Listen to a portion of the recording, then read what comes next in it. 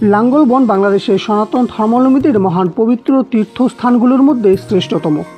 লাঙ্গলবন বাংলাদেশের নারায়ণগঞ্জ জেলার সোনারগাঁও উপজেলার ব্রহ্মপুত্র নদীর তীরে অবস্থিত একটি পবিত্র হিন্দু তীর্থস্থান।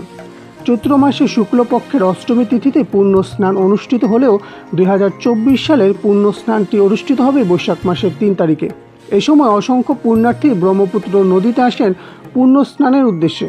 পবিত্র গ্রন্থ অনুসারে লাঙ্গলবন্দের এই জলধারায় স্নান করে পরশুরাম মুনি পাপমুক্ত হয়েছিলেন।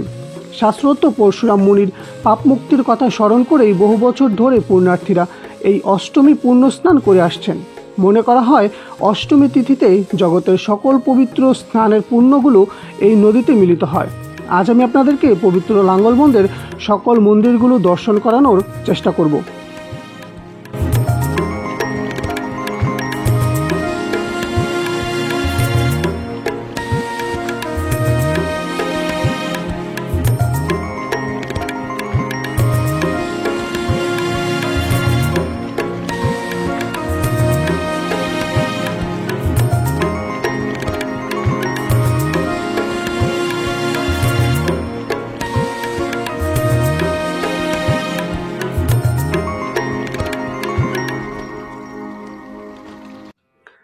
লাঙ্গলবন্দে আগত ভক্তবৃন্দ যাতে নির্বিঘ্নে পুণ্য স্নান করতে পারে সেজন্য এখানে বিভিন্ন হিন্দু ব্যক্তি ও সরকার দলীয় ব্যক্তি দ্বারা 18 থেকে 20টি ঘাট নির্মাণ করা হয়েছে।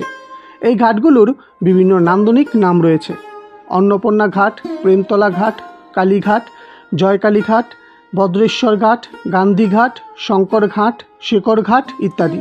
তবে সবচেয়ে বেশি স্নান উপলক্ষে ভিড় থাকে রাজঘাটে। কথিত আছে 1901 সালের 27শে মার্চ স্বামী বিবেকানন্দ এই স্নানঘাটেই বুদ্ধাষ্টমী স্নান করেছিলেন এবং এই রাজঘাটেই মা বাসন্তী দুর্গাপূজা অনুষ্ঠিত হয়। তাই রাজঘাটে ভক্তরা স্নান শেষে মোমবাতি আগরবাতি দিয়ে মায়ের মন্দির প্রাঙ্গণে ভক্তি নিবেদন করেন এবং মন্দির প্রাঙ্গণে পূজা অর্চনা করেন।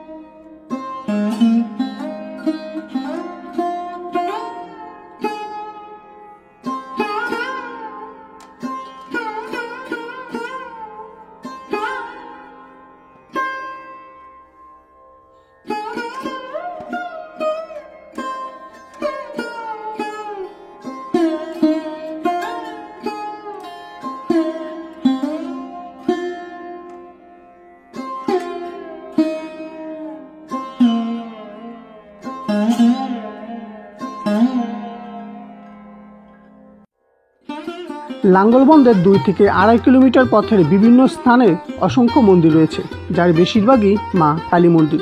বিশাল বিশাল বটবৃক্ষের ছায়াতলে শ্যামল ছায়া ও নিরিবিলি পরিবেশের মাঝে ব্রহ্মপুত্র নদের গা ছুঁয়ে আসা শীতল বাতাস ক্লান্ত মনে শান্তির পরশ যোগায়।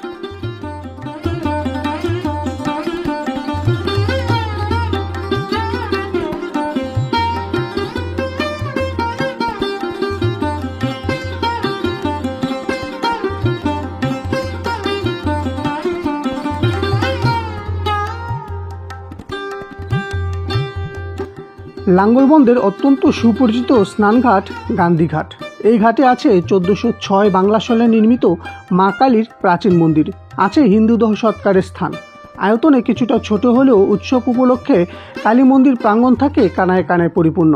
উৎসবকে কেন্দ্র করে মা কালীর বিশেষ পুজো অনুষ্ঠিত হয় এবং বিভিন্ন সাধু সন্ন্যাসীরা মন্দির প্রাঙ্গণে ধর্মীয় গান ও দেহতত্ত্বের গান পরিবেশন করে থাকে। মন্দির আগত ভক্তদের জন্য থাকে বিনামূল্যে খিচুড়ি প্রসাদের সুব্যবস্থা।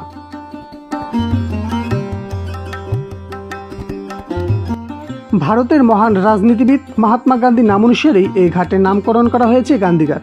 কথিত আছে গান্ধীজি মারা যাওয়ার পর ওনার দেহ পোড়ানোর ছাই এই স্নানঘাট দিয়েই ব্রহ্মপুত্র নদীর বুকে বিসর্জন দেওয়া হয়েছিল। ভারত থেকে গান্ধীজির দেহবর্ষের ছাই যে পাত্রে নিয়ে আসা হয়েছে সে পাত্রটি এখনও সুরক্ষিত আছে মা কালীর মন্দির প্রাঙ্গণে। অক্ষতরূপে সুরক্ষিত এবং দর্শনার্থীদের জন্য উন্মুক্ত রাখা হয়েছে সেই ছাইবর্ষের পাত্রটি।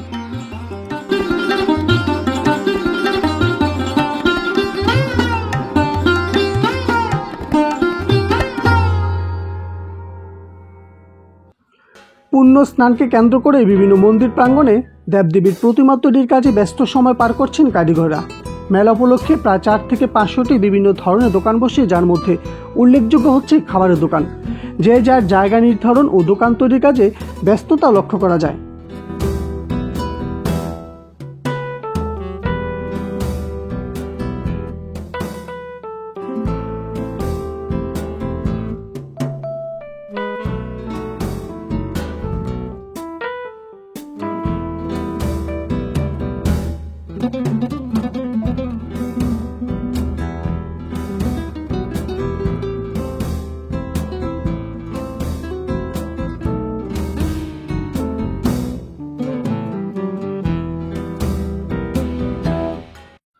লাঙ্গলবন্দের অন্যতম প্রধান স্নানঘাটগুলোর মধ্যে একটি প্রেমতলা স্নানঘাট। বিশাল বিশাল 3টি বটবৃক্ষ, আম, জাম, কাঁঠাল, ডাবসহ নানান জাতের বিশাল গাছের ছায়াতলে দুর্গা মন্দির, কালী মন্দির, ভগবান শিব মন্দির, মনসা মন্দির, শনি মন্দির, সূর্য মন্দির ও পরশুরাম মন্দির প্রতিষ্ঠিত। এই মন্দিরগুলোতে ভগবানের নিত্য সেবা পূজা অনুষ্ঠিত হয়। এই মন্দিরে আগত ভক্তদের জন্য রয়েছে বিশ্রাম ও খিচুড়ি প্রসাদের সুব্যবস্থা।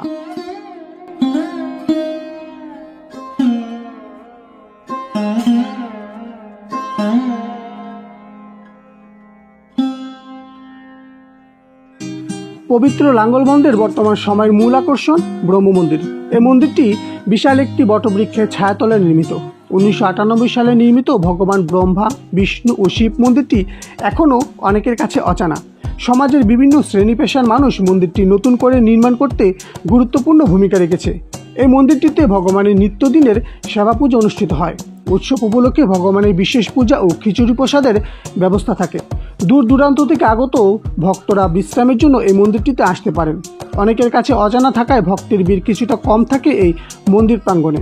আপনারা যারা এখনও এই ব্রহ্ম মন্দিরে আসেননি, তাদের আমি ব্যক্তিগতভাবে অনুরোধ করছি, আপনারা একবারের জন্য হলেও ভগবানের শ্রীমুখ ও মন্দিরটি দর্শন করার জন্য এই মন্দিরে আসবেন।